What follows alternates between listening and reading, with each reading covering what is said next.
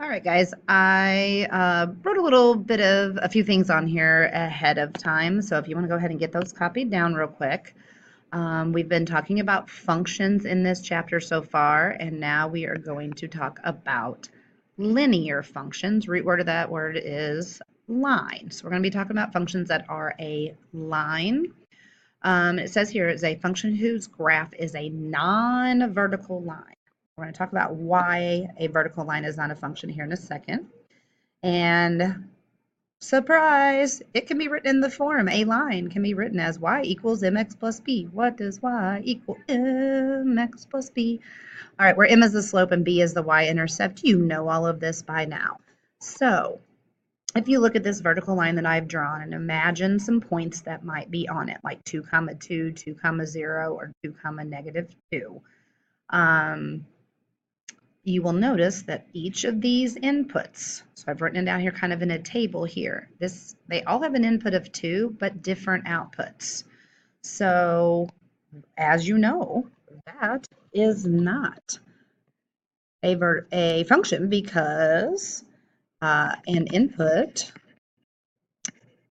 has multiple outputs. And we know that in order to be a function, each input can have only exactly one output. So that is why in a little picture for you to see and then a table to see, or this could be thought of as a mapping diagram on why it cannot be a vertical line, but every other line is a function. Every single line except for this weirdo not vertical line. So use a graph to write a linear function that relates y to x. You guys, we have positively done this before. So I know that I need an m and a b. Here's my b. So my equation is going to be y equals something x, and then it crosses here at -3, so -3.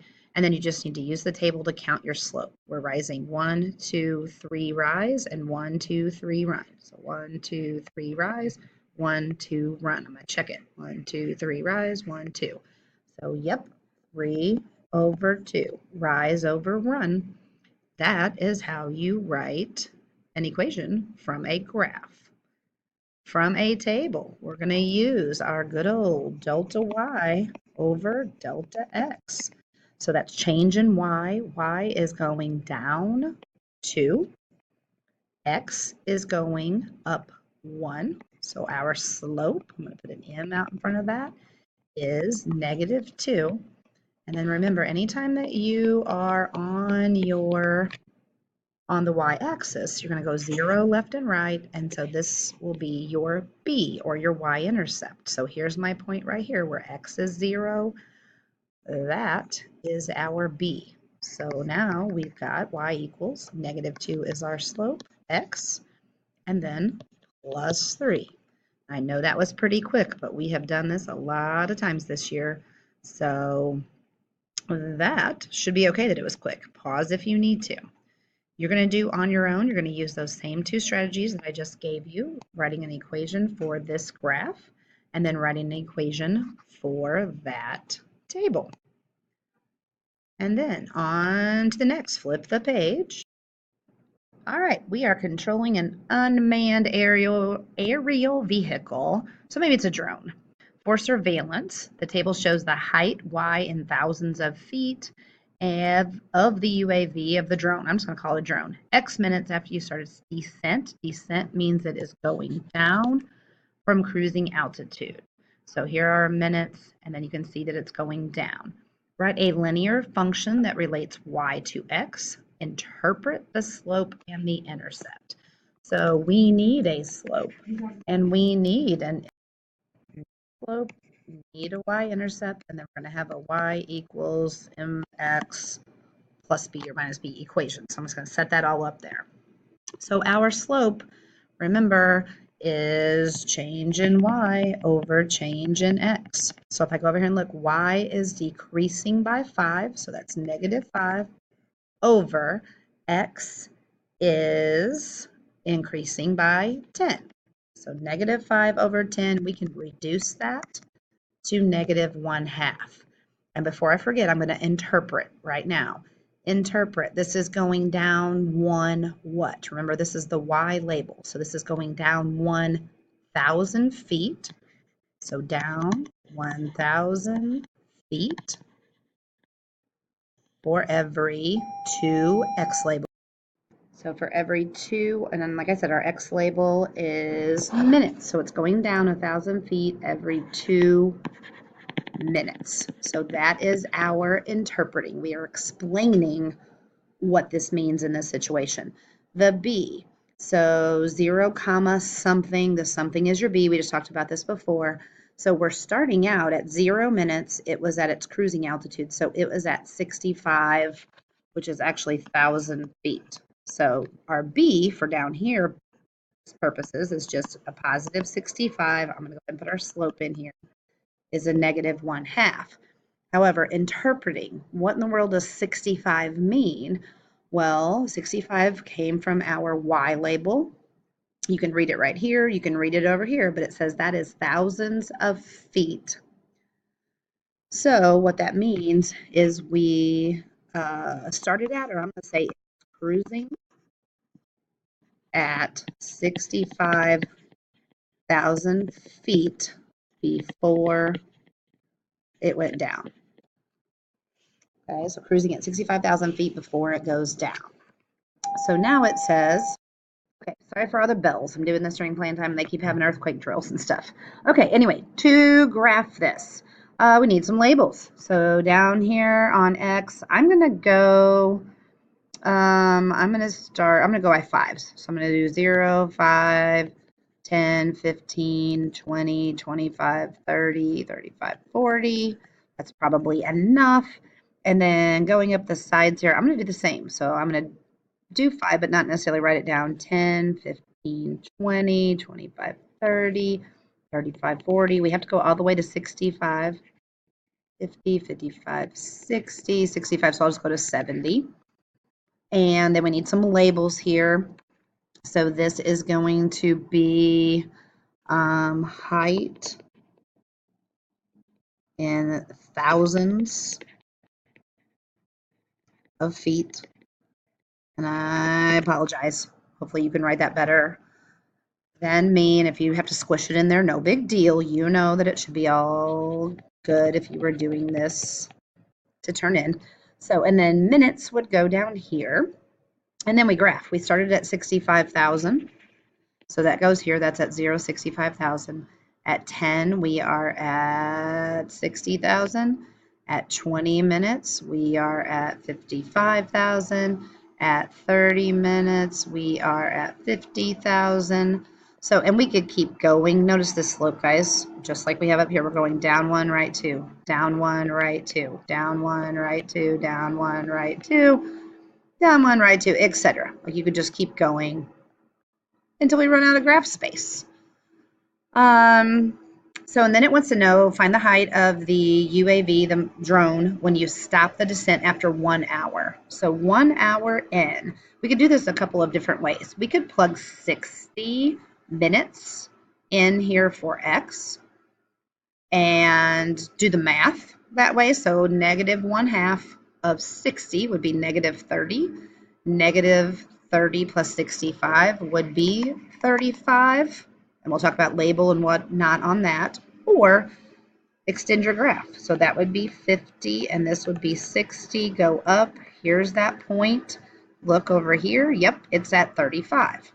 So 35 is what in thousands of feet? So 35,000 feet. So that is the scoop with that one. All right. And so we've got one more example here that we're going to do together. So we're comparing linear functions. So the earnings, Y, in dollars of a nighttime employee working X hours are represented by this equation. The table shows the daytime guy. So I'm going to label that. This is the day guy, and this one is night.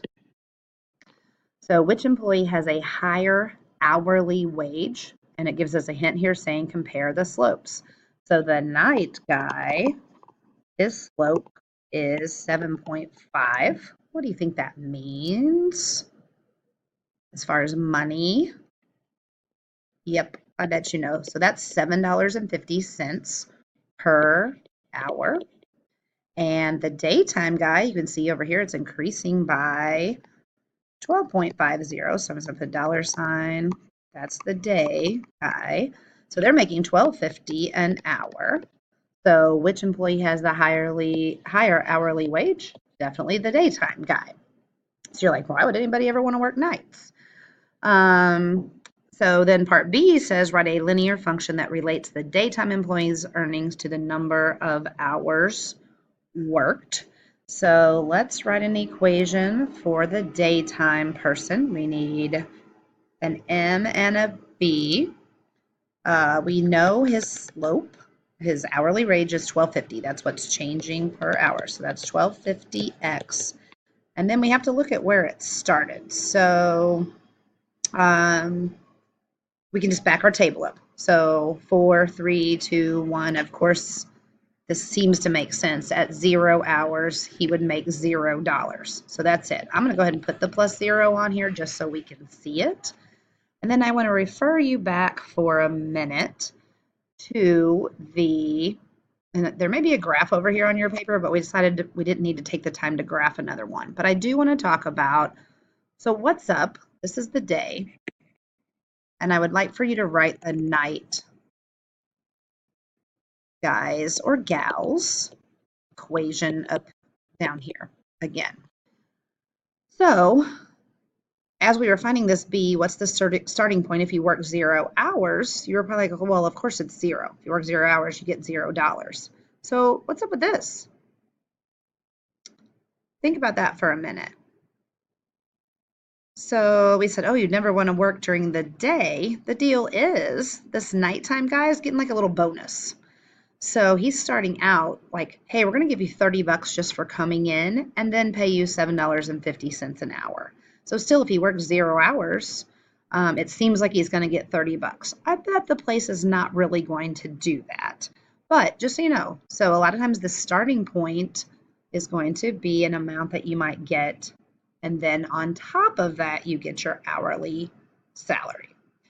So let's move on. We're not going to graph that one. If you have a graph there, to save ourselves some time, go ahead and flip the page. And then you're going to be, whoops, I went too far. You're going to be doing these on your own. So you're going to be doing a little bit of what we just talked about. So manager A earns $15 per hour and gets a $50 bonus. This is B. So A is 15 per hour plus a $50 bonus. Hey, this almost looks like an equation. Perhaps this could be y equals. And then 15, what do we put in there? Yeah, x.